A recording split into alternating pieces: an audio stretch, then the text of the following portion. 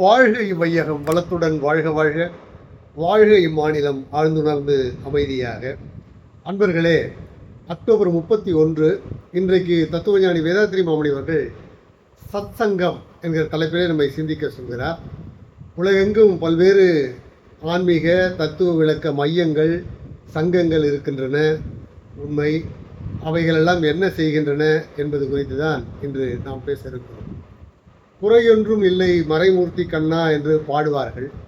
அப்படி என்றால் அதற்கு என்ன பொருள் என்றால், இந்த இயற்கையிலே நாம் பிறந்திருக்கிற அத்துணை மக்களும் வாழுகிற அளவிற்கு வளங்கள் நிறைந்திருக்கிற ஒரு பூமி தான் இது.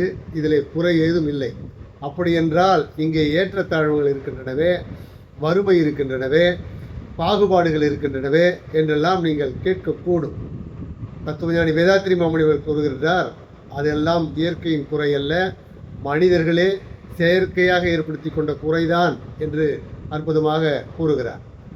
மனிதர்களுக்குள்ளே பொருளாதார ஏற்றத்தாழ்வு, ஒரு மனிதன் மற்றொரு மனிதன் கட்டி வைத்த கூட்டை கலைப்பது, ஒரு மனிதன் பிறருடைய வளர்ச்சியை பார்த்து பொறாமைப்படுதல், அவனுக்கு நல்ல பெயர் ஏற்பட்டு விடுமோ என்று ஏதாவது ஒரு கலங்கத்தை கற்பிதம் செய்ய முனைதல், இப்படியாக பல்வேறுபட்ட குறைகளை வளர்த்து கொண்டு ஏதாவது ஒரு வகையில் எனக்கு யாராவது உதவி செய்வார்களா என்று எதிர்பார்த்து கொண்டு தன்னுடைய உழைப்பை மதிக்காத தன்மை, இதையெல்லாம் யார் செய்த குறை?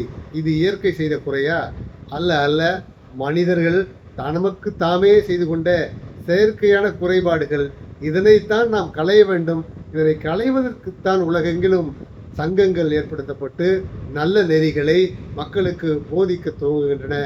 அப்படி ஒரு நல்ல நெறியோடு, குறிக்கோளோடு, நோக்கத்தோடு துவங்கப்பட்ட உலக சமுதாய சேவா சங்கம் தொடர்ந்து மனிதன் தன்னுடைய மனத்தை செம்மையாக்கி கொண்டு, வளப்படுத்தி கொண்டு, யாருக்கும் உடலுக்கும் மனதுக்கும் தீங்கு செய்யாமல், தன்னுடைய உழைப்பை நம்பி யாரையும் எதிர்பார்த்து இருக்காமல், முடிந்த வரையில் யாருக்காவது உதவி செய்ய முடியுமா என்றால் உதவி செய்து கொண்டு வாழுகிற ஒரு வாழ்க்கை வள விஞ்ஞானத்தை கற்பிக்கிற சங்கம்தான் நம்முடைய சத்சங்கம், உலக சமுதாய சேவா சங்கம் என்று தத்துவஞானி வேதாத்ரி மாமணி கூறுகிற அந்த செய்தியை உங்களுக்கு எடுத்து சொல்லி இன்றைய சிந்தனையை நிறைவு செய்கிறேன். வாழ்க வளமுடன். மகிழ்ச்சி.